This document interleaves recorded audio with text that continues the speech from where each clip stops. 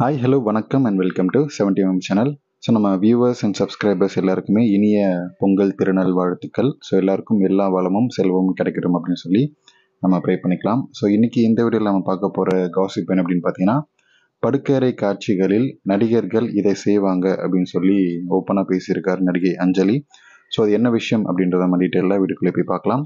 So நடிகை அஞ்சலி படப்பிடிப்பு தளத்தில் நடிகர் மற்றும் நடிகைகள் ரொமான்ஸ் காட்சிகள் இல்லைனா படுக்கறை காட்சிகள் அப்படின்னு சொல்லி அதெல்லாம் இருக்கு இல்லையா. ஸோ அதெல்லாம் நான் இறக்கும்போது ஷூட் பண்ணும்போது எப்படி நடந்துக்குவாங்க அப்படின்ற கேள்விக்கு பதில் கொடுத்துருக்காரு. சமீபத்திய பேட்டி ஒன்றில் கலந்துக்கிட்ட நடிகை அஞ்சலி படப்பிடிப்பின் போது இந்த மாதிரியான காட்சிகள் அப்படின்னாலே ஹீரோவும் ஹீரோயினும் ஒரே பயங்கரமாக குஷியாக இருப்பாங்க, பயங்கர ஜாலி ஆயிடுவாங்க அப்படின்னு ரசிகர்கள் மத்தியில் ஒரு நம்பிக்கை இருக்குது. ஸோ ஆனால் உண்மை என்னென்னா அந்த சூழ்நிலை எப்படி இருக்கும், ஸோ அந்த நேரத்தில் உங்களுடைய மனநிலை எப்படி இருக்கும், ஸோ அப்படின்ற கேள்விக்கு பதில் சொல்லியிருக்காங்க.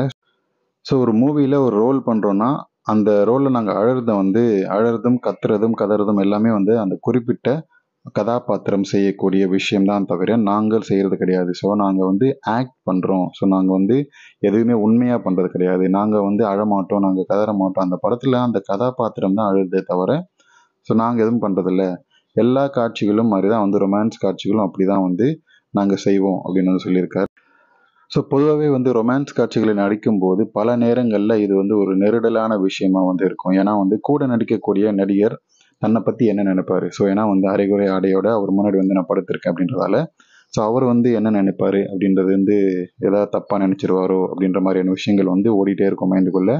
நடிகர்களுக்கு மட்டும் இல்லை, நடிகைகளுக்கும் இது பொருந்தும். ஸோ காதலன் காதலி ரொமான்ஸ் செய்கிறாங்க அப்படின்னா 2 பேருக்குள்ளே இருக்கக்கூடிய அந்த புரிதல் கண்டிப்பாக வேணும். ஆனால் ஒரு நடிகர் அப்படின்னும் பொழுது புது நபர் அவரை பற்றி தகவல்கள், அவருடைய தனிப்பட்ட குணாதிசயம் பற்றி நமக்கு எதுவுமே தெரியாது இல்லையா. ஸோ அப்படி இருக்கும்போது அவர்களுடைய இப்படியான ரொமான்ஸ் காட்சிகளில் மொத்த காட்சிகளில் நடிக்கும் போதும் ஒரு வித நெருடலான விஷயம் ரொமான்ஸ் காட்சிகளில் அதிகமாகவே இருக்கும் நடிக்கும் போதும். ஸோ இது படப்பிடிப்பு தளத்தில் நடக்கக்கூடிய ஒரு உண்மையான விஷயம்.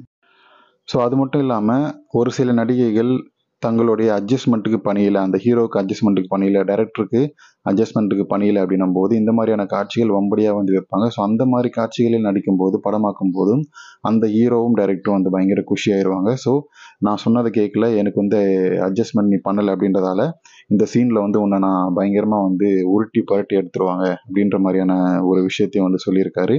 ஸோ இதை பற்றி நீங்கள் என்ன நினைக்கிறீங்க அப்படின்றத சொல்லுங்கள். ஸோ ரசிகர்கள் மத்தியில் ரொமான்ஸ் காட்சி அப்படின்னாலே நடிகைகள் ஜாலியாக இருப்பாங்க அப்படின்ற ஒரு எண்ணம் இருக்குது. அது இயல்பு தான், ஆனால் அது தவறு கிடையாது அப்படின்ற ஸோ இவர் சொன்ன விஷயத்தை பார்த்தா மன்சூர் அலிகான் த்ரிஷாவை என்ஜாய் பண்ண சொல்கிற ஒரு விஷயம் மாதிரி இருக்குல்ல. ஸோ இதை பற்றி உங்களுடைய கமெண்ட்ஸ்ன்றதை கமெண்ட் செக்ஷனில் மறக்காமல் சொல்லுங்கள். வீடியோ பிடிச்சிருந்தா லைக் பண்ணுங்கள், ஷேர் பண்ணுங்கள், சப்ஸ்கிரைப் பண்ணுங்கள்.